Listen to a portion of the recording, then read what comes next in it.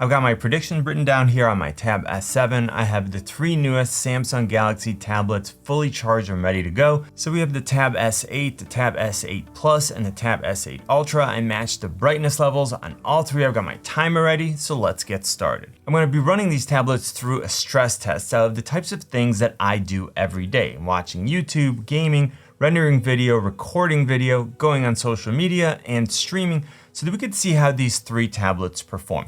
Of course, this is not a perfectly controlled scientific experiment, but it's designed to give you an idea of how these tablets compare. When we look at the displays, there's one important feature that I think is going to surprise you. So starting with size, we've got an 11-inch display on the Tab S8, a 12.4-inch display on the Tab S8 Plus, and a massive 14.6-inch display on the Ultra. We also have different types of displays, so TFT LCD on the Tab S8 versus Super AMOLED on the Plus and the Ultra. But here's the interesting part. All three tablets offer 60 Hz and 120 Hz, but only the Tab S8 has an adaptive refresh rate of 120 Hz versus the Plus and the Ultra, which are fixed at 120 Hz. So I wonder if this will come into play. As we get to about an hour of use, we start seeing a little separation. So the Tab S8 has a slight lead, followed by the Ultra and then the Plus, which are very close to each other. Now, as far as processing power, all three tablets are using the new Snapdragon 8 Gen 1 chip, and in terms of overall performance, they have virtually identical Geekbench scores. Next, I'm going to play a little, and when I need a little bit of mindless gaming, Alien Shooter is always a great choice. When I compare these three tablets for gaming, it's a little bit of a split decision based on what types of games you want to play and how you play them.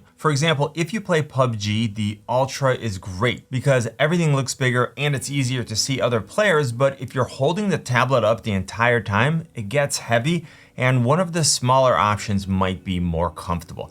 If you're someone who plays games while the tablet is down on a desk or on a pillow, then this doesn't really matter and you get only the benefits of a larger display. When I want to connect an Xbox controller and then stream games with the Xbox Game Pass app, then again, I always grab the Tab S8 Ultra because this 14.6-inch display is absolutely amazing.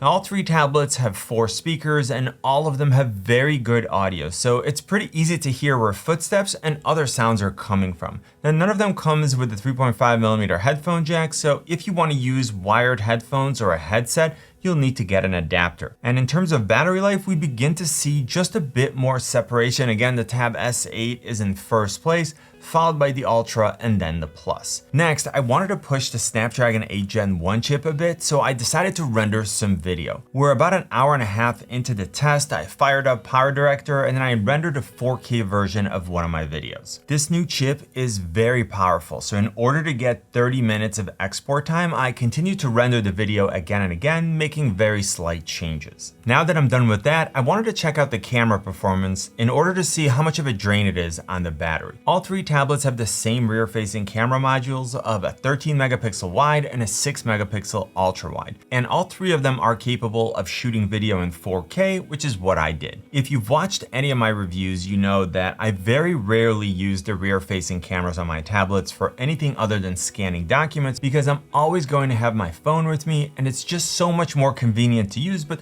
actually these cameras are quite good. After finishing recording this 22-minute 4K 30 video clip, I decided to watch a little bit of Netflix, and I was also really impressed by how well these tablets are performing because I was still at more than 70% battery on all three. And if I was gonna play a sound for you right now, it would be it was at this moment that he knew you know what, because I just realized how long this test is actually going to take. Now, while I'm watching video, let's talk a little bit more about these displays. So all three have an aspect ratio of 16:10, so there's very small black bars at the top and the bottom when I'm playing movies. All three are fully laminated, so when you use the S Pen, the tip of the stylus looks like it's touching the content that's being created. I also love the fact that Samsung includes an S Pen with all three tablets so that you don't need to spend any additional money in order to get the most out of your tablet. Now, the image quality is very good on all three tablets. The video is sharp and crisp, but I do prefer the Super AMOLED displays on the Plus and the Ultra because the blacks are darker, the image seems more vibrant, and we're getting support for HDR10+. It's one of those situations where it's like shopping for a TV at the store where they're all right next to each other and trying to pick my favorite. So I think that the Tab S8 has an excellent display, especially for the price. But when I see it side by side with the Plus and the Ultra, I have to give those two the edge. And if you made me choose one of them for watching content, that's easily gonna be the Ultra. I mentioned this in my dedicated review, but the first time that I turned that display on, I had an immediate smile on my face. And it could be my favorite tablet ever to watch content on. Now in terms of resolution, we're looking at 2560 by 1600 on the Tab S8, 2800 by 1750 on the Plus, then 2960 by 1848 on the Ultra. This higher resolution doesn't really matter when I'm watching content, but it is important when multitasking. On top of being able to see more content without having to scroll on the Ultra, it's also the best option when I have 2 or 3 apps open side by side because I have so much more room to work with. All right, so we're now 5 hours into the test. The Tab S8 continues to widen the gap, and we're starting to see more separation between the Ultra and the Plus. Next, I had to bring up some Instagram video because somehow there's always like one video that catches my eye and then all of a sudden it's like an hour later and I have no idea how it happened. In terms of pricing, the Tab S8 starts at $699, the Plus is $899, and then the Ultra is $1099. And all of these are 128GB models, and all 3 of them do come with a micro SD card slot, so you can expand the internal storage without having to pay a premium. Back to the battery, I'm so impressed with the fact that this far into the test, all 3 still have so much battery life left. The Tab S8 is building up quite a lead over the Tab S8 Plus, and it's still continuing to move away from the Ultra. Now we're more than 6 hours into this test. I'm super tired, and like I always do at the end, I'm gonna play YouTube videos until each one of these runs out of battery. I'm going to use a new playlist of some of my favorite creators, and again, let's see how long each of these can last. I can already tell you that all 3 of these are performing better than I expected, especially after I did my iPad battery drain test. Yeah, I know, but that's insane when you compare it to what the iPads did. In terms of actual battery capacity, the Tab S8 comes with an 8,000 mAh battery, the Plus with 10,090 mAh, and then the Ultra with an 11,200 mAh battery. And all 3 of them are capable of 45-watt fast charging. Now it's important to know that none of these tablets come with a power adapter, so I recommend that you pick up a high capacity charger.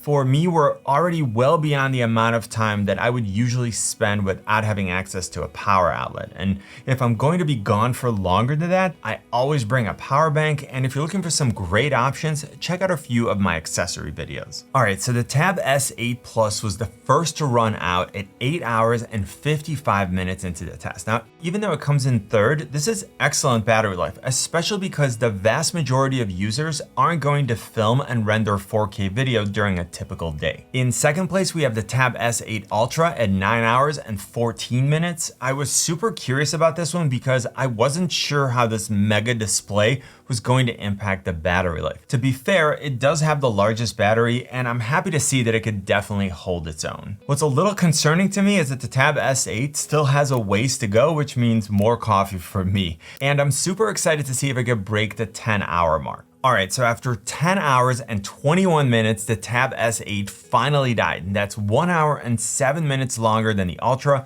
and 1 hour and 26 minutes longer than the Plus. So first of all, let's take a look at my predictions and see if I was right. Nope. So I thought that the Plus would come in first place and then the Tab S8 and then finally the Ultra because of the larger display. I have to say that overall, Samsung did an outstanding job with these tablets. And I actually like the fact that the most affordable model lasted the longest. All 3 of these get me through a typical day of work without needing a charge. And the only time I really worry about it is if I sit down to play a couple of hours of PUBG. And if you're looking for some more information about each tablet, check out this complete Galaxy Tab S8 buying guide. My name is Sagi. Click on my face to subscribe. You know what I always say, buy it nice or buy it twice. Good luck and see you soon.